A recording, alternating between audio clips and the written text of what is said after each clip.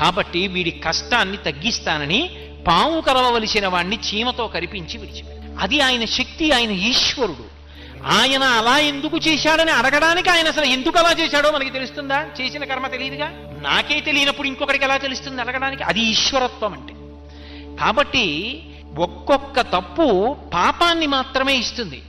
మహాభక్తులైనటువంటి వారి జోలికి వెళ్ళారనుకోండి, అది ఎంత ప్రమాదాన్ని తీసుకొచ్చేస్తుందంటే, యుక్తాయుక్త విచక్షణ లేకుండా, శాస్త్రం మీద సరి అయిన అవగాహన లేకుండా, విషయం గురించి సక్రమంగా తెలుసుకోకుండా, కేవలము అవతల వారిని బాధ పెట్టడానికి తెంపరితనంతో ప్రవర్తిస్తే భగవంతుడు ఏం చేస్తాడంటే అవతారంగా కిందకొచ్చేస్తాడు. అవతారము అన్న మాటకు అర్థం ఏంటో తెలుసా? తార అంటే ఎక్కడో ఉండడం, తారస్థాయిలో పాడాడంటారు. అవతార వ్యతిరేక పదం. మాంసనేత్రంతో చూడడానికి యోగ్యంగా కిందకొస్తాడు. ఏదో